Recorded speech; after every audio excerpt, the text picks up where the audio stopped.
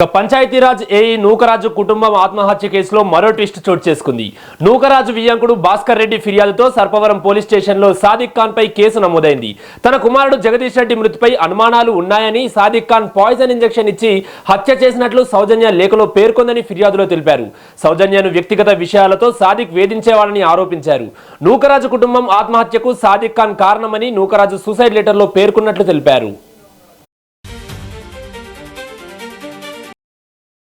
ఇక ఇదే అంశానికి సంబంధించి మరింత సమాచారం మా ప్రతినిధి రాజేష్ అందిస్తారు. ఎస్ రాజేష్, చెప్పండి.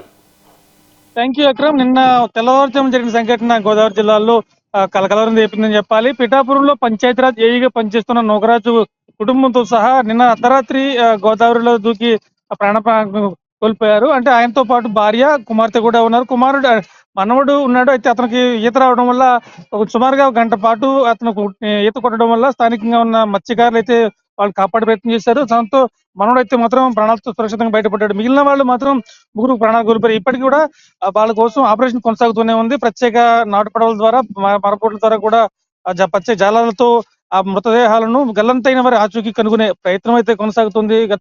ఈ విషయంపై ఇప్పటికే 2 టౌన్ పోలీసులు కేసు నమోదు చేశారు. సంబంధించి మృతుడు ఎవరైతే ఉన్నారో నూకరాజు చనిపోతూ మరణ వాంగ్మూలం రాశారు. ఆ మరణ వాంగ్మూలంలో చాలా స్పష్టంగా చెప్పారు. ఇటీవల కాలంలో 3 నెలల క్రితం నా అల్లుడు చనిపోయాడు. అప్పటి నుంచి కూడా సాదిక్ అనే ఇతను నా కుమార్తెను వేధిస్తున్నాడు. అతని వల్ల మాకు మరణం భయం ఉంది. అతని వల్ల ప్రాణాలు కోల్పోయే ప్రమాదం ఉందని చెప్పి ఆయన ఆ మరణ వాంగ్మూలంలో చాలా స్పష్టంగా పేర్కొన్నారు. ఈ నేపథ్యంలో పోలీసులు ఆ దిశగా చర్యలు చేపడుతున్నారు. అయితే మరొకటి విషయం ఏంటంటే, ఇటీవల కాలంలోనే ఒక ఆరోపణ కూడా వస్తుంది. మొత్తం మీద చూసుకుంటే ఇటు సర్పవరం పోలీసులు, అటు రాజమహేంద్రవరం 2 టౌన్ పోలీసులు కూడా కేసు నమోదు చేసి దర్యాప్తు చేపట్టించారు. అయితే ఇప్పుడు దీనికి సంబంధించి పిఠాపురం నుంచి డిప్యూటీ సీఎం పవన్ కళ్యాణ్ కూడా చాలా స్పష్టమైన ఆదేశాలు జారీ చేశారు. ఖచ్చితంగా ఈ కేసులో ఎటువంటి ఇచ్చినా కానీ నిందితుడిని ఎట్టి పరిస్థితుల్లో పట్టుకుని శిక్షించాలి.